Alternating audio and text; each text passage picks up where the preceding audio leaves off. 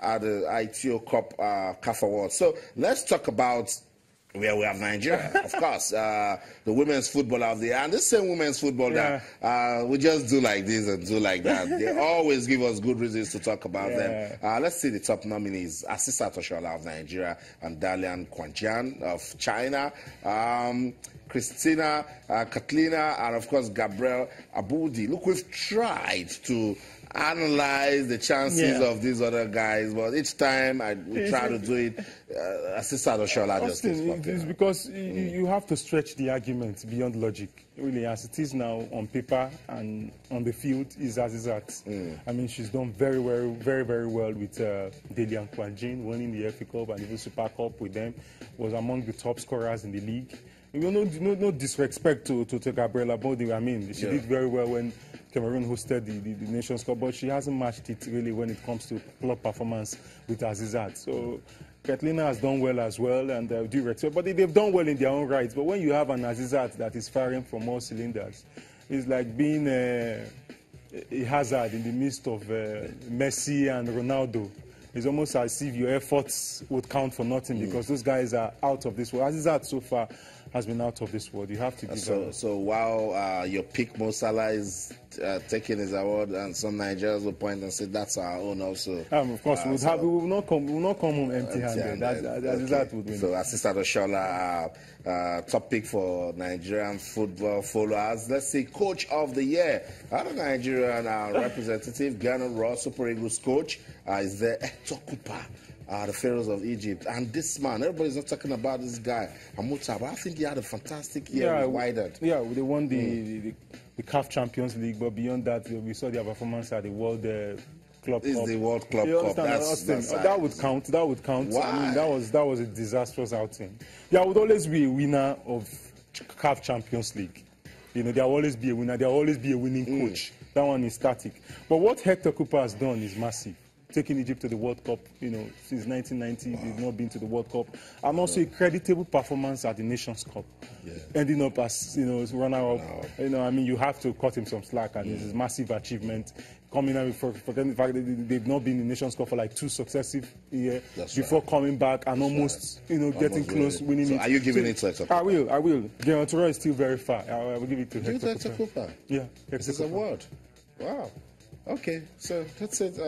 Joseph Mokuzi, I give it Coach of the Year to Hector Cooper. National Team of the Year, there's Cameroon, there's Egypt, and there's Nigeria. If you are giving that to Hector Cooper, you don't give that to Egypt this time.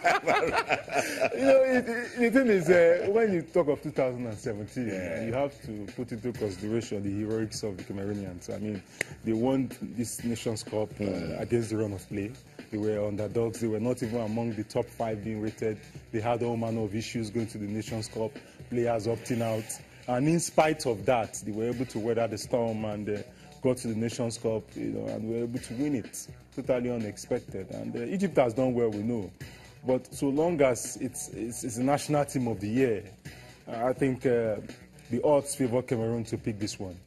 Because it's CAF that is organizing it, and I mean, it's difficult to look anywhere else. You're saying we'll go to the CAF Awards and only Assistant Toshola will come out with an award? I think you have one more chance. One more chance. Women's National Team of the Year: Ghana on the 20, Nigeria on the 20, and South Africa.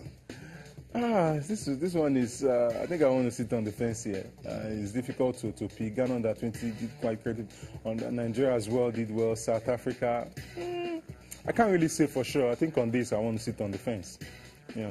Okay, so sit on the fence. So that's all your nominees for the ITO CAF Awards. We're going down tomorrow in Accra, Ghana. We'll be monitoring our proceedings from there, and trust us to come back and give you all of the details. Sports Tonight on Channel TV. Let's go on this quick break. When we come back, we'll read your tweets, talk some more as regards the English Premier League, and then we'll wrap up the show. Don't go anywhere. Stay.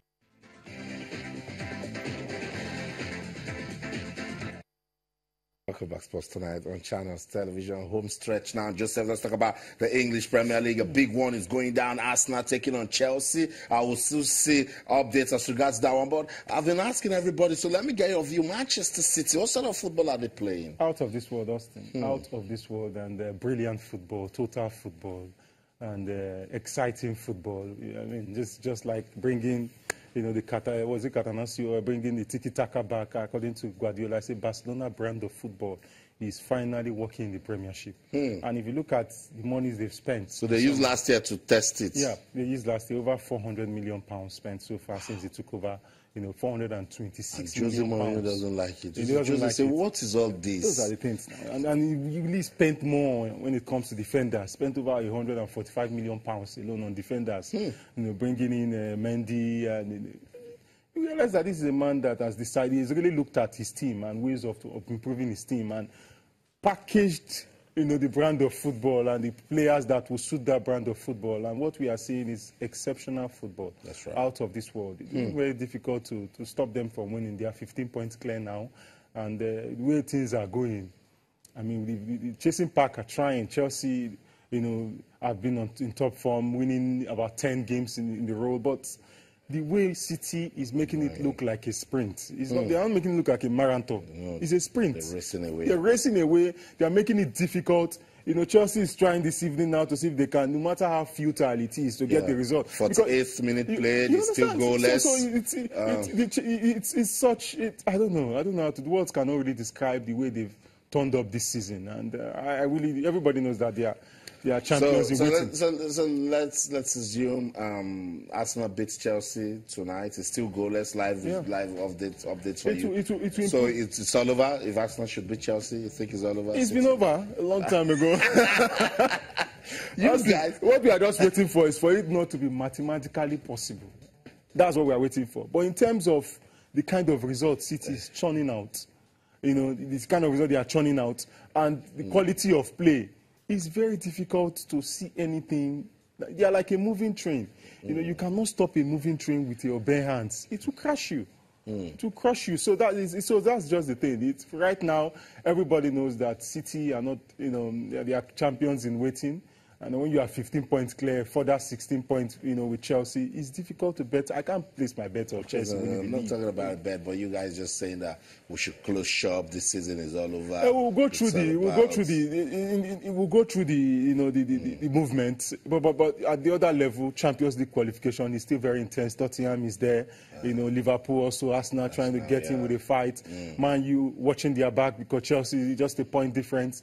So the chasing pack knows that to make the top four now will almost be like a trophy. And that just puts so much pressure